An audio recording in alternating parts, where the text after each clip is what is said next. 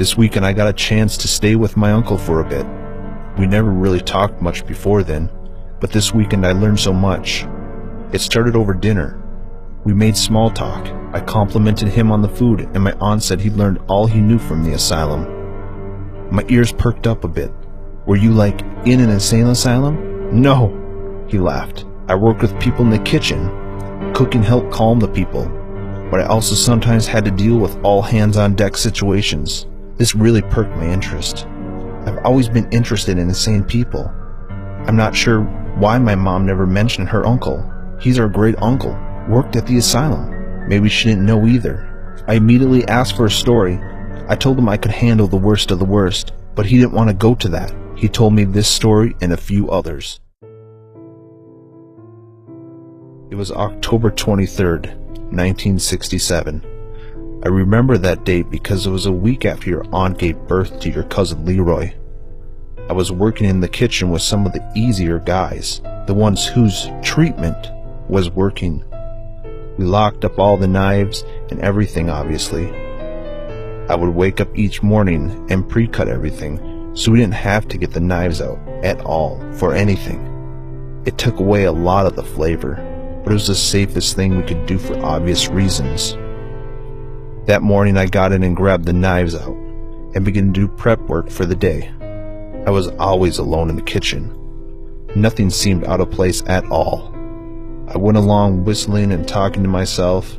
Then I went to pick up one of the paring knives, and I couldn't find it. It was in the set a minute ago, but now it wasn't. I figured I had dropped it and began looking around for it. I could not find it. See, when things go missing, your mind instantly thinks of how you must have lost it. You forgot what you're doing or where you are, and getting annoyed with finding it.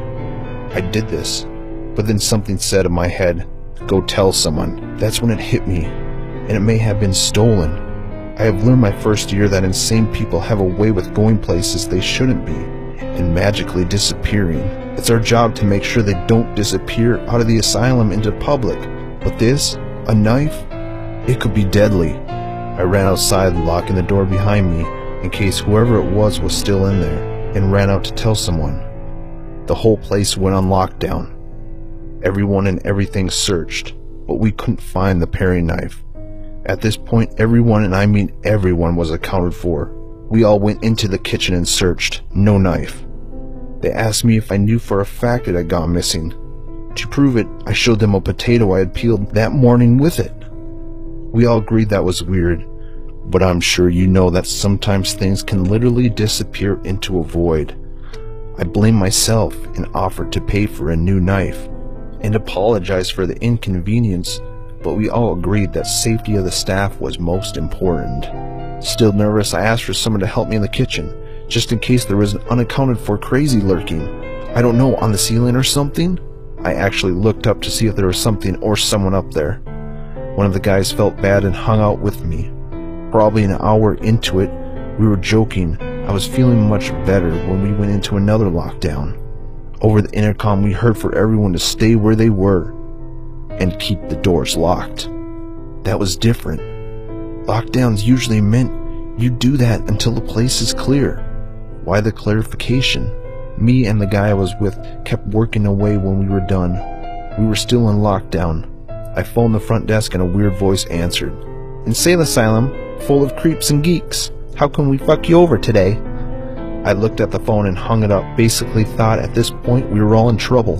In 1967, we didn't have 911, so I phoned the local police and let them know that I thought the asylum was in a great deal of trouble. We waited in the kitchen for 4 hours before a police officer showed up. We asked to open the door. Me and my friend looked at him strange, as if wondering it was real. We both held knives behind our backs, looking a bit crazy. Then we saw the head doctor, blood all over his coat. He said, "Let them in, boys." We opened the door. So naturally, we begged to know what the hell happened. One of the employees had stole the knife when I was washing some lettuce in the sink. He waited for the all clear, then began opening the cells of the crazy people and trapped all the workers in the closets. One of the insane people stole the paring knife and killed him, then went around attacking other insane people. My call saved a lot of lives. Without it and being in that room locked, I'm not sure how long those men would have been trapped, and how many of the insane people would have died by one stupid paring knife. It was a truly terrifying day. I forgot to mention I did ask my uncle why the guy did what he did. He told me that they weren't truly sure, but they thought it was some hippie who wanted to free the insane people, which I guess, given the experiments, was a noble thing, but also a really dumb thing. My uncle is impressed by the response, and he said he will tell more stories as he remembers them. He did mention some of them were very traumatic and he would not talk about them, but he knows some old coworkers that might be willing to share some.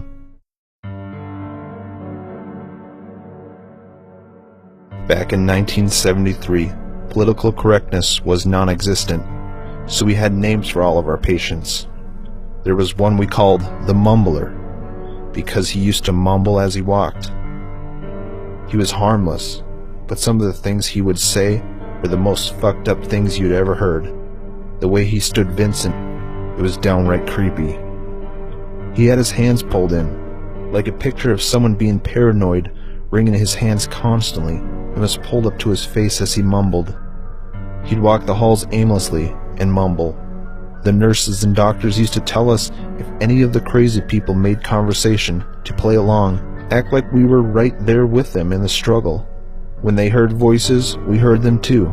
I used to play along sometimes, but I don't work with true crazy people much, and when the mumbler joined the cooking class, he was pretty well useless. He stood there and just mumbled. One day I tried to see if he would join.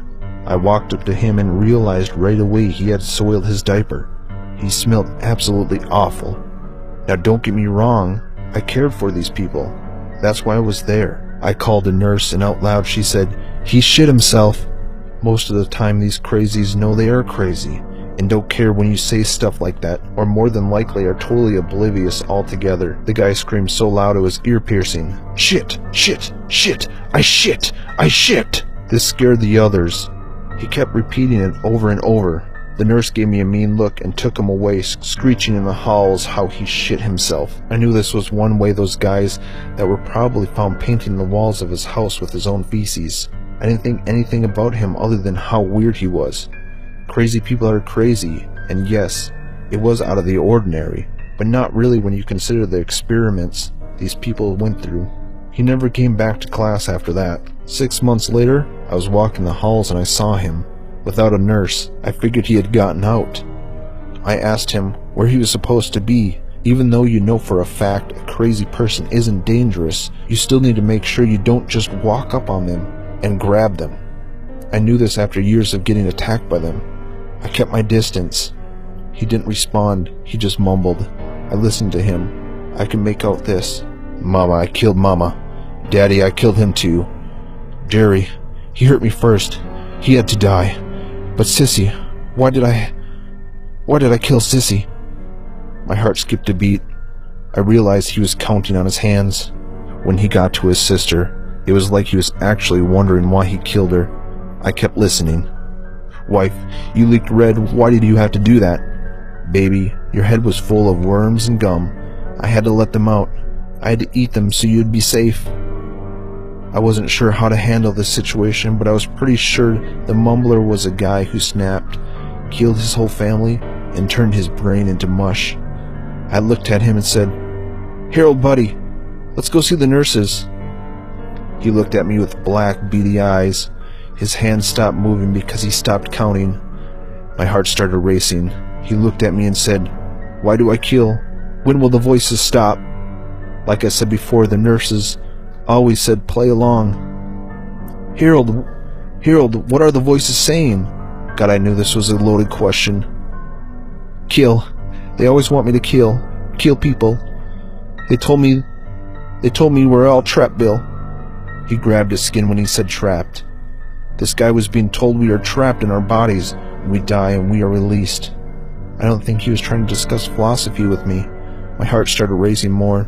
His hands went to his sides. He had no weapon, but he could still attack me. I had to think on my feet how to distract him and get the nurse's attention without escalating the situation. "Harold, "Harold, let's tell the voices together to shut up," I suggested. He nodded. "Let's yell, ready, 1, 2, 3. Shut up! Together we screamed for about 10 seconds. The nurses came running and took him and detained him. He immediately began struggling as they were so rough with him.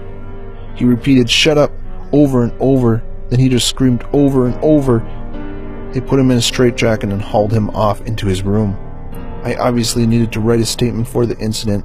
I let the doctors know what I did, and the head doctor praised me and said I handled that very well. Never approach a crazy person with the idea they are going to be calm and collective just because they've been through therapy. The doctor closed his door behind me and asked me to sit down. "Do you know why he is here?" he asked. Of course I didn't, and I told him.